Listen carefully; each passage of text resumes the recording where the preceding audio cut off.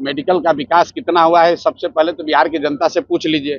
2 बरस हम गांव-गांव चले हैं, हमको तो किसी गांव में कोई अस्पताल चलता हुआ दिखा नहीं। स्वास्थ्य मंत्री चाहे तेजस्वी जी के भाई तेज प्रताप हों या मंगल पांडे हों, पिछले 10 बरस से यही लोग स्वास्थ्य की व्यवस्था के लिए जिम्मेवार हैं। और अगर यहाँ पर स्वास्थ्य व्यवस्था की जो हालत है। नोरमा ग्रुप, जो सोचता है वो करता है। आपके अपने सपनों का आशियाना। बिहार में भाजपा के अध्यक्ष थे 2015 में। ये आदमी बड़बोले हैं। 15 में भी कह रहे थे कि 200 सीट जीतेंगे, 55 गो सीट आया था भाजपा का। उसके बाद ये बंगाल में बनाए गए इंचार्ज, तो वहां पर भी इनको उठा के पटक है। इन लोकसभा में सबसे खराब कहीं अगर भाजपा का प्रदर्शन रहा तो वो बंगाल में रहा।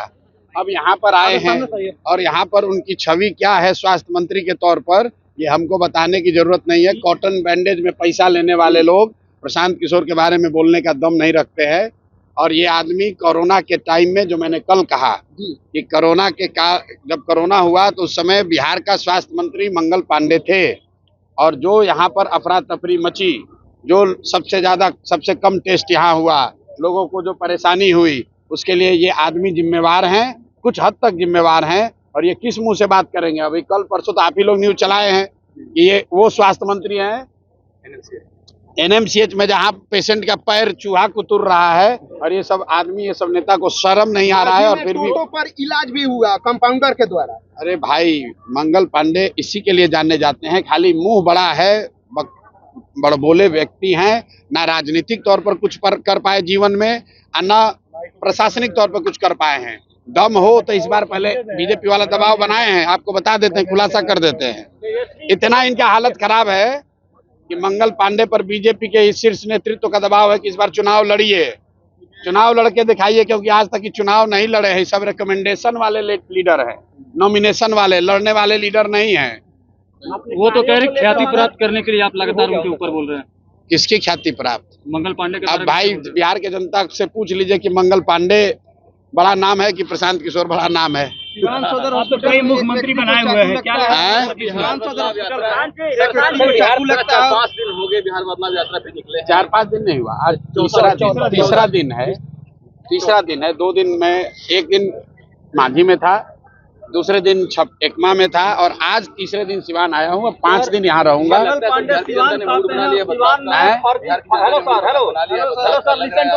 देखिए, मैं इस यात्रा से पहले भी कह चुका हूं कि बिहार में 60% से ज्यादा जनता बदलाव चाहती है। चाहे वो किसी जाति का हो, किसी धर्म का हो, किसी दल का हो, बदलाव सब चाहते हैं। सब चाहते हैं कि बिहार में व्यवस्था बदले। हर व्यक्ति चाहता है कि बिहार में सुधार हो, जो अभी की व्यवस्था चल रही है इसमें परिवर्तन हो। ये जरूरी नहीं है कि हर आदमी जो बदलाव चाहता है वो जनसुराज को चाहता है। मैं गलत बात नहीं करता हूँ।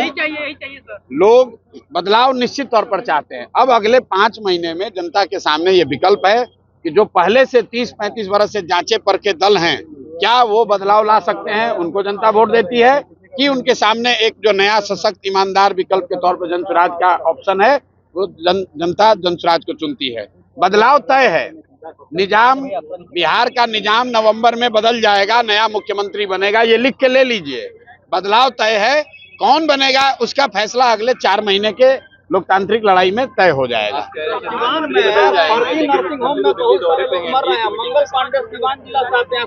भाई देखिए, फिर आप मंगल पांडे, हम सिवान में घुसे हैं।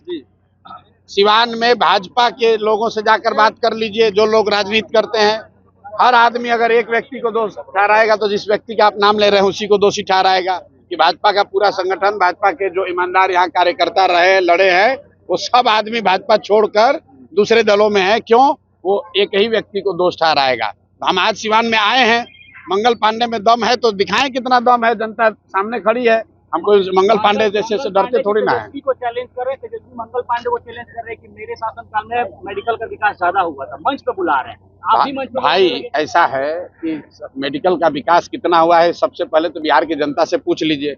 2 बरस हम गांव-गांव चले हैं, हमको तो किसी गांव में कोई अस्पताल चलता हुआ दिखा नहीं। स्वास्थ्य मंत्री चाहे तेजस्वी जी के भाई तेज प्रताप हों या मंगल पांडे हों, पिछले 10 बरस से यही लोग स्वास्थ्य की व्यवस्था के लिए जिम्मेवार हैं। और अगर यहाँ पर स्वास्थ्य व्यवस्था की जो हालत है, उसके लिए इन्हीं दोनों को जिम्मेवार ठहराया जाएगा। मैं तो फिर से दोहरा रहा हूँ, कोरोना काल में जितने लोगों को स्वास्थ्य की सुविधा के अभाव में जो कष्ट हुआ, उसका मोरल ऑब्लिगेशन लेकर इस आदमी को कम से कम इतना कहना चाहिए था कि जीवन में हमको भैया स्वास्थ्य मंत्रालय नहीं मिलना चाहिए।